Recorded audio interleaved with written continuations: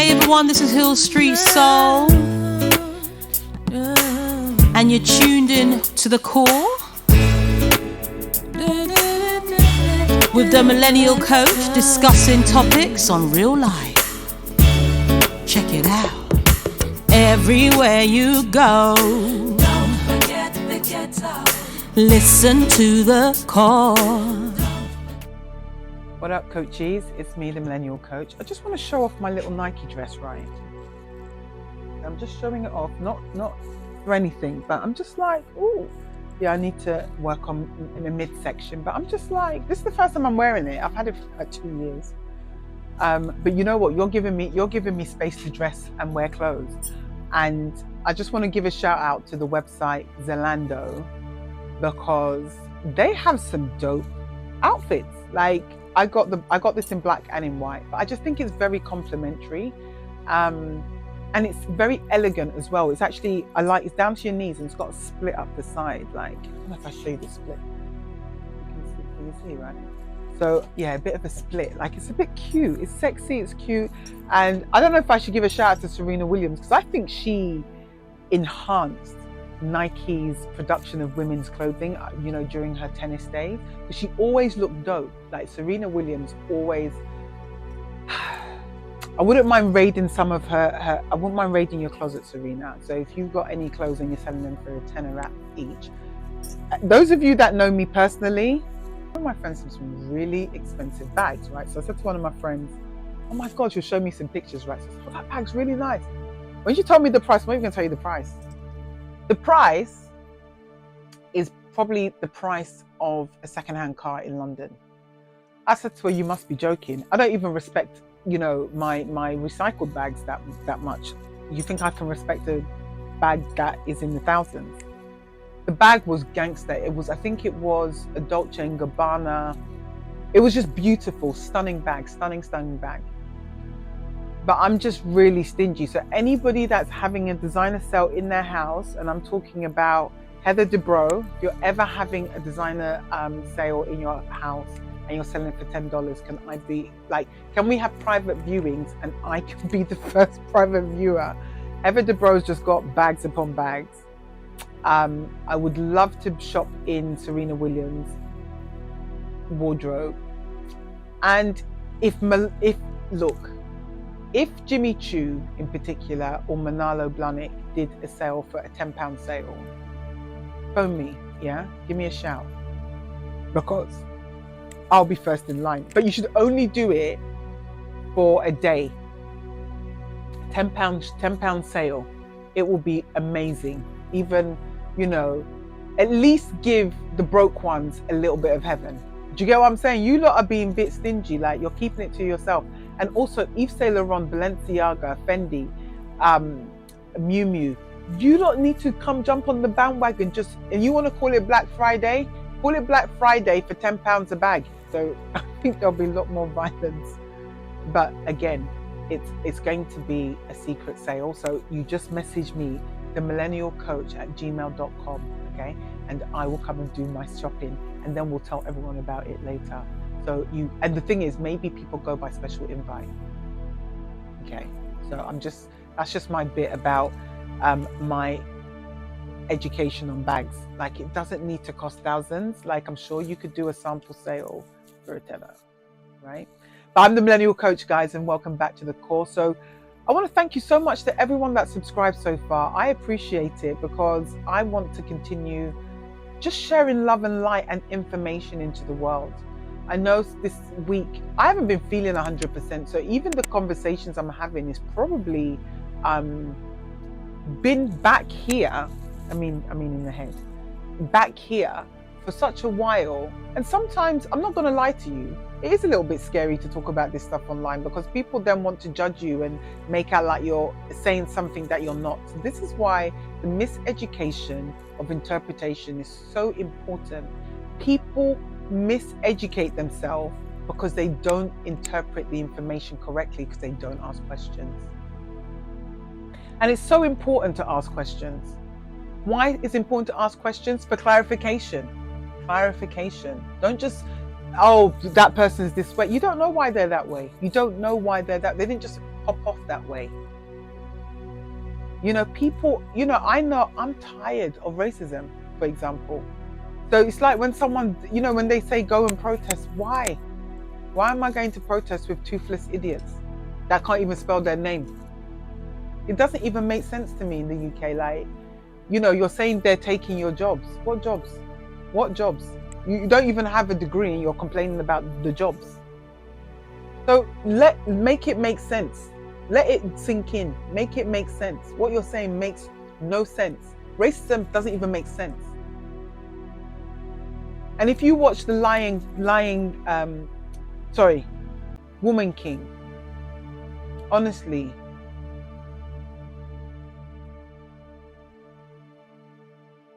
when I watch that, why I talk about racism with such a heavy heart is because when you are told you are nothing over and over again, you start believing it.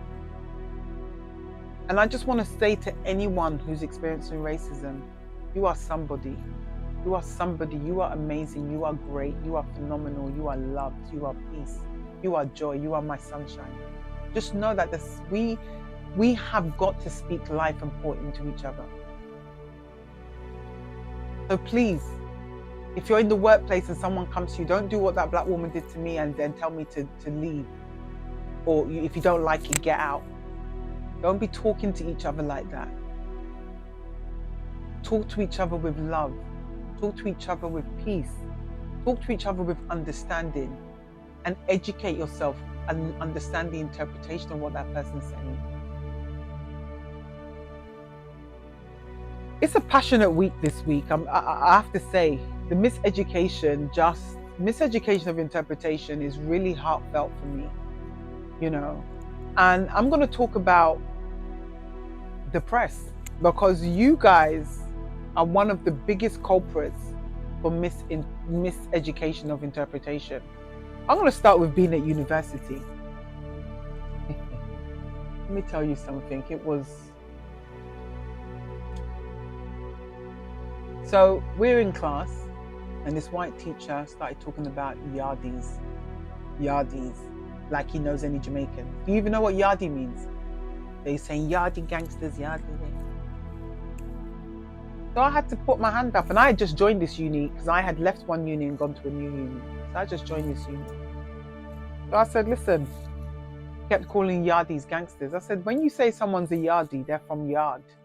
And if you were to interpret that and you understand Jamaicans call Jamaica, if you are living a foreign or abroad, in English terms, you're from yard, and yard is Jamaica. That's the interpretation.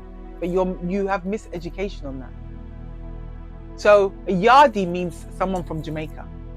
That's what it means. But it's a type of Jamaican as well, as someone that is confident. You know, I love a yardie. Yeah. So when I said to him, my hairdresser's a yardie. Back in the day, listen, Lady Glitter in Dalston. I never went there, but I heard that these people, they could lay it down when it comes to your hair, right? But my hairdresser, Denise was bad. Like, she was wicked. Like, if you were, this woman, right? When she's putting the tongs on your hair, right? She's just weaved your hair, and then she's putting the tongs on the hair. It's like she wants every hair to be in place, every hair. And I'm telling you, what I love about yardies, before everyone was doing lace front wigs, they were making hair caps from day. They were making wigs from day. You could go and get your own custom made wig and it looked bad. It doesn't even look like a wig, right? So I said to them, my hairdresser yardie, she doesn't do my hair with a gun in her waistband. So this is a teacher, a white teacher teaching. And and I learned journalism, by the way. I have a degree in journalism. He is teaching students who are not black that this is what yardie means, because he's talking about it from the press perspective. I said, no, that's even wrong. You know what I was going to do for this episode? I was actually going to pull out I still got coursework from uni, right? And there was an article, I believe it was in the Daily Mirror, right? or the Sun or the Daily Mirror, one of the two. And it said, Yardi gangster, Adibayo. What Nigerian is a Yardi gangster? So miseducation of interpretation is that you're even calling a Nigerian person a Yardi gangster because you can't be bothered to find the facts. And this is journalism. So what I'm saying to the press, let's be mindful of how we report on different nationalities. Yes, it's improved, but it is not 100% there yet. And I'm talking about the UK. What they did, when I watched the Linford Christie documentary, what they did to that man with the press, they just ridiculed him. They disrespected him. They treated him like he was a criminal, but he ran for the UK. So being a black human being in the UK sometimes is hard. And I'm not taking away anything from anyone in another part of the world, particularly America, because I don't even understand how people get through the things they get through in the States at times. And some of the horror stories you hear, not just over there, over here. When black people tell me some of their horror stories in the workplace. But why I'm talking about the miseducation of interpretation is that we're exposed to so much information. And if we're going to be ethically responsible online as newspapers or news outlets, let's find the facts and let's talk about individuals as human beings and not racial entities. Because our skin doesn't necessarily make everything up about us. It's our personalities. It's our behavior. And if we are always going to have to justify our existence, it is the press's responsibility to have ethical journalism and report ethically. Now I'm going to talk about the murder, because it is a murder of the Olympian Rebecca Cheptegei. They said she died. She was murdered. She didn't just die, she was murdered. Now, I've read multiple stories from Kenya about women being murdered, doused. I've heard this before, doused in petrol and set alight. I've read this before. This is not a new phenomena. This is something, because if we think about when we report things in the press, let's be transparent about what's truly going on. She didn't die because she was ill for a long period of time, or she got hit by a car and she succumbed to her injuries. She was murdered by her boyfriend, who doused her in petrol over an alleged conversation or argument over land in front of her children. Why is that even okay? So what is the miseducation of interpretation of male behavior and chauvinistic and abusive behavior from men? Where is the miseducation that it's okay to abuse your woman? Who is teaching men this?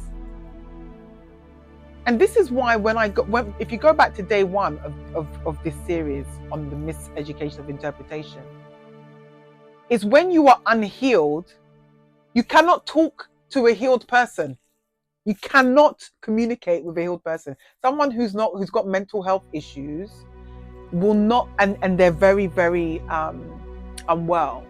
It's very challenging for them sometimes to have a coherent conversation.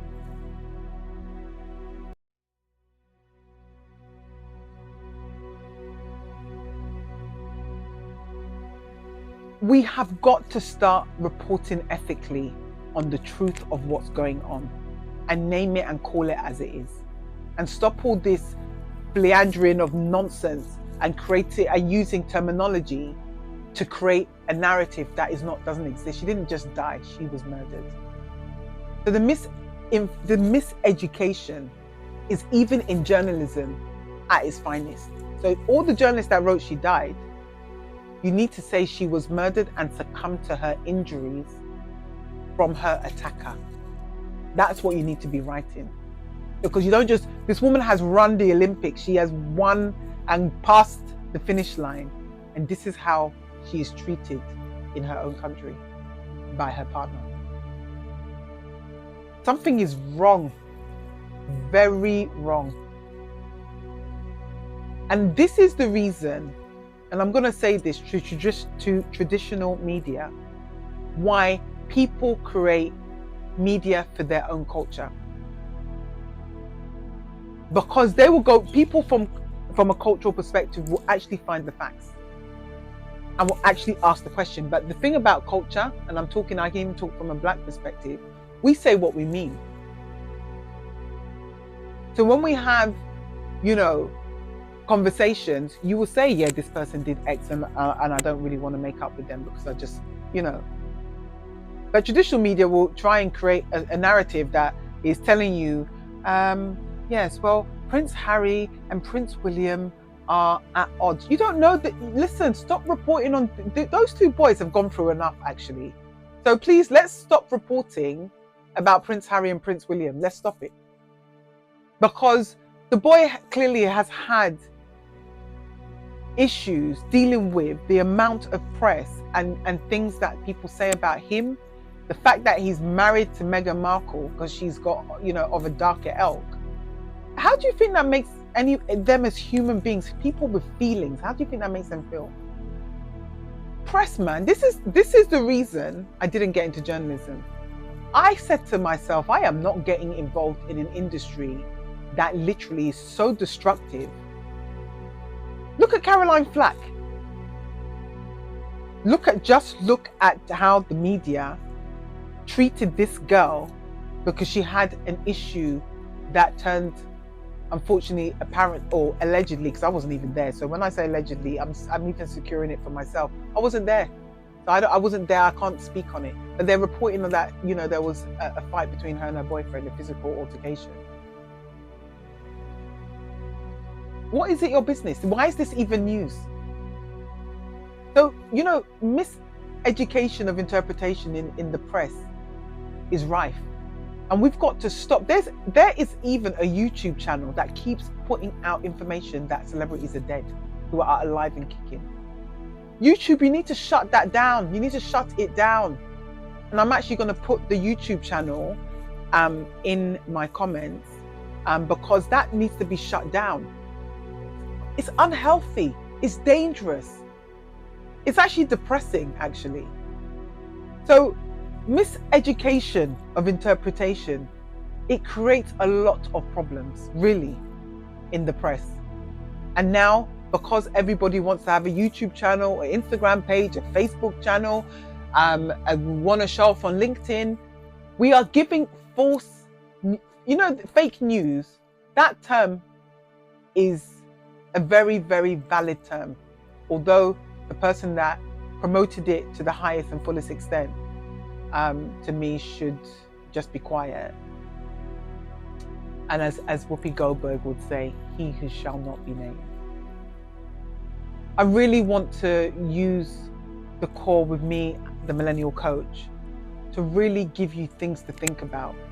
The press, you got to change your behavior, man, because there's some toxic journalists. And if there's toxic journalists, they're putting out toxic fake news. If there's people on platforms like Instagram, YouTube, let's all report them.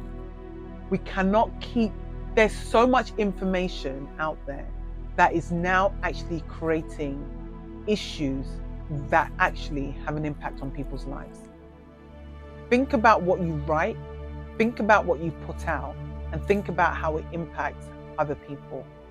And also, is what you're writing in the press giving people a platform that is safe and actually giving people a platform that is going to elevate them? If the answer is no, come off the media. Let's get rid of them. I'm just at a stage in my life that there's conversations I don't even know why we're having. But why are we having these conversations? We know right from wrong. After 5 years old, you know not to touch the fire. Even at 2, you know not to touch the fire. Then why are we always putting our hand in the fire and we want a reaction because of clickbait? Let's get real with ourselves. Let's think about how destructive, when we put things out in the press, what that actually means. How is it interpreted? Because you are creating a different type of education that isn't actually true. I'm the Millennial Coach. You've been watching me on the call. Please subscribe. Please share with your network. Let's get me viral. Let's get me out there. Let's get me on platforms, because there's a lot of good that people are doing in this world. And I do networking events with people that are doing good, that people that are living from a place of love, that people want to see people happy. If you're not that person, this is not the channel for you. Okay? I'm the Millennial Coach signing out, and I'll see you tomorrow.